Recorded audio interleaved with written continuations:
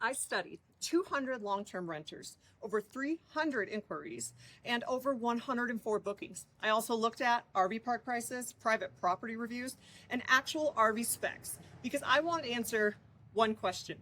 If you own land or you have an RV park, what should you actually spend money on next? And here's the problem. One of the most expensive upgrades landowners assume they need can cost over $10,000. Meanwhile, one of the things that can make an RVer reject your property entirely costs nothing to check. So, before you trench a sewer line, pour a pad, or start building amenities, here's what the data actually shows. Let me show you the free one first. This first one is super easy to check. Just because you have the acreage in the land does not mean that it's compatible or ready for RV parking. Let me explain. Take this fifth wheel, a Grand Design Solitude 390 RK. It is 41 feet 5 inches long.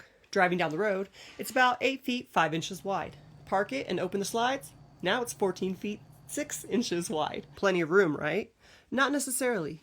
One low branch, one narrow gate, one impossible turn, one bad driveway, and all 5 acres can be useless to that RVer. So, if this were my land, I wouldn't spend $1 on amenities until I knew the largest RV I wanted to serve could get in, park, fully open, and get back out. Because acreage isn't compatibility, and that's mistake number one. Now let's talk about sewer. What does that large investment actually unlock? Mistake number 2 can actually get expensive. Most people hear long-term RV site and picture power, water, sewer, full hookups. And full hookups are a great product, but sewer is where I'd stop and do the math. A new septic system can cost roughly $3,600 to $12,500 in current cost data. I want to know how much more are actual RV parks charging for sewer?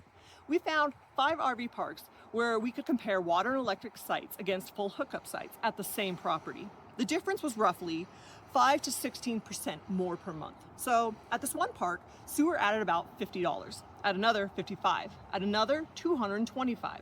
Now here's the important part. That does not mean sewer is a bad investment, because rent is only half the equation. What if sewer dramatically increases occupancy? What if it doubles the number of people willing to book? Public data doesn't give us that answer, and that is the number I would want before digging a trench. You know, what makes the sewer question even more interesting? There are people living in RVs for months without individual sewer right now. La Posa is a Bureau of Land Management long-term visitor area in Arizona. Its seasonal permit covers September 15th through April 15th. That's up to 7 months. And the permit costs $180 for the entire season.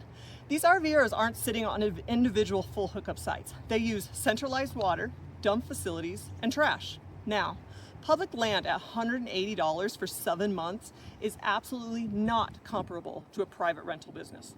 That's not the point. The point is, some people will trade individual hookups for something else they value more: price, space, autonomy, and location. And if you already operate an RV park, the question is slightly different. Should you spend the money converting water and electric sites to full hookups, or would that money produce more bookings somewhere else? So let's make this real. You have 2 properties. Property A, full hookups, RVs 15 feet apart, $850 a month. Now, property B, electric and water, dump station nearby, no adjacent RV, $650 a month. Which one wins? The answer is, I have no idea. And neither does anybody who tells you all long-term RVers need X, because a retiree who wants maximum convenience may take property A instantly. A self-contained snowbird, however, who wants privacy and saves $200 a month, will choose B. You don't necessarily need another pickleball court. You may need to tell traveling contractors that you've got 50 amp power, room for a work truck, predictable monthly pricing, and you're 9 minutes from the plant. The customer decides whether sewer is worth more than space and price. That's why our hookup data matters. What's the simplest site that serves a real customer well? Then let demand tell me what to add. Now, one of the most important things to understand about long-term RVers is monthly stays are housing. They're not camping. Because once somebody stays for a month or 3 months, the product changes anyway. This stops being camping and starts becoming housing. And you can see that in how RV parks operate. If you have empty monthly sites, the problem may not be that you're missing another amenity. It may be that the way you package the site doesn't fit the customer you're trying to fill it with. Monthly guests are often charged electricity separately. We found published rates from roughly 12 to 22 cents per kilowatt hour. So the RVer isn't really comparing $600 versus $700. They're comparing the actual household bill. What's my rent? What's my electric? Is there a pet fee, parking fee, fees, everything? And then there's the vehicle. A fifth wheel arrives behind a truck. The fifth wheel becomes the house. The truck becomes the car. Actual park charges for that extra space. We found examples of $25 and $50 a month for additional vehicles or equipment. Now, for a contractor with a truck and work trailer, that patch of gravel might matter more than your clubhouse ever could. And monthly stays can even change who's allowed in. Some parks impose stricter RV age rules. Internet works the same way.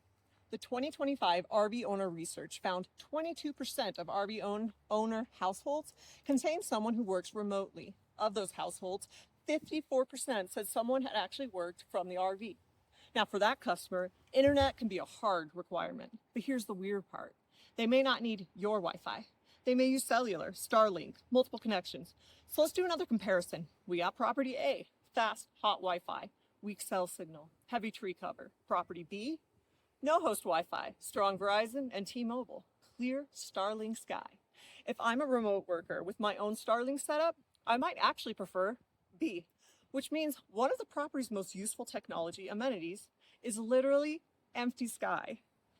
So before I spent thousands installing outdoor Wi-Fi, I test the cellular carriers and check Starlink's visibility at the actual pad.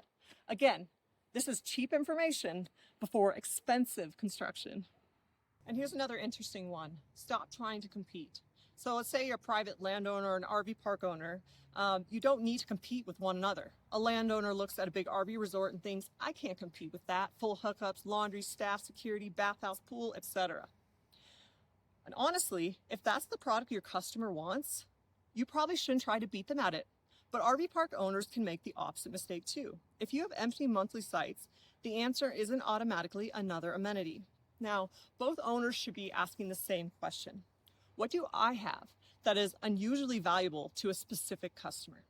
Now, for a private landowner, that might be space. Every extra feet at an RV resort puts between two customers is land they can't rent to another RV. Density is part of their economics. But if you already own unused acreage, that empty space may cost you almost nothing. Their expensive feature could be your free feature. Privacy, quiet, room for another truck, room for a work trailer, no RV right next to you, flexible pet rules, well-maintained older RV that another park won't accept. Open sky for Starlink. For an RV park, the advantage might be something completely different. Reliable full hookups, laundry, package handling, security, or maybe a stronger location. The mistake isn't lacking a pool. The mistake is trying to be good at everything instead of being unusually good for one type of person. For the right customer, that specific advantage is the product. So I manually looked through 38 inspectable private property reviews. It's a small exploratory sample, so I'm not going to pretend this tells us what all RVers want. But look at the language that kept showing up. Quiet appeared positively in 15. Privacy or seclusion in 14. Easy access, 11. Helpful or responsive hosts in 8. Not exactly a luxury resort brochure. It's, can I get in? Will you leave me alone? Is it quiet? And if something breaks, will you answer me? There's a small private RV property in Yuma whose reviews repeatedly praise level gravel, easy backing, working utilities, quiet, safety, space, a washer and clothesline, and helpful hosts. That's not glamorous. It's boring competence with elbow room. And I think that's a fantastic business. So you want to make your RV park better, or maybe you're thinking about renting out your property and you want to make it better for this. Well, the real question is better for whom? Because now we get to the most important decision in the whole video. Imagine these two sites again. We got that property A, full hookups, pool, laundry, clubhouse, neighbors on both sides, $1,050 a month. Now, property B, electric and water, no pool, no clubhouse, one private site on the entire property, room for the truck, $700 a month. Which is better? Again, that is the wrong question. Better for whom?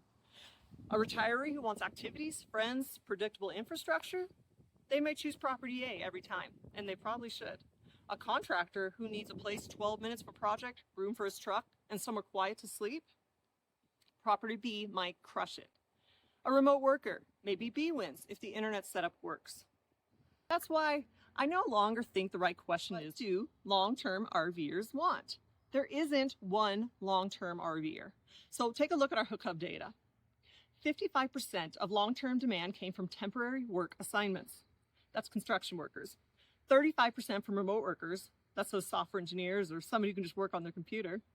10% from relocation or temporary housing, and only 5% from seasonal snowbird stays. Now, these are our numbers, so other people may have a different spread, but that's what it looks like for us. And take a note, those are not 4 versions of the same customer. They are 4 different customers. After all this research, I'm calling this the 4-part framework. So if this were my property, here's the framework I'd use before spending any serious money. 4 things. Rig. Can the RV physically use the property? Not, does it fit somewhere on 5 acres? 5 acres. It's, can I get in? Can I turn? Can I deploy? Can I leave? Second is life. Does the property work for why that person is actually here? Their job. Think about it. If you're getting a remote worker or construction worker, there's a big difference there. It matters about the internet, their truck, their pet, they need for quiet. Next is utilities. What does the specific customer truly require? And what are they willing to trade for price, space, or location? Then finally, economics. If I spend $10,000, what do I actually get? Higher rent, more customers, better occupancy, longer stays, less work. If you can't answer that, then you're not ready to spend the money. So that's what I mean when I say a lot of us are building RV sites backwards. I'm not telling you sewer is bad. I'm not telling you full hookups don't matter. And I'm definitely not telling you everybody wants to live in a field. I'm saying don't build the perfect RV site until you know whose perfect RV site you're building. Because sometimes the upgrade worth $10,000 is the right decision. And sometimes the thing that wins the customer is something your property already has for free. So if you own land, run an RV park, or you're trying to understand what actually makes one property outperform another, then please subscribe. That's a big part of why I built Hookup. We're trying to match RVers who need somewhere to live with landowners whose property actually solves that person's problem. And if you're a full-time RVer for, a month or longer, I want one answer.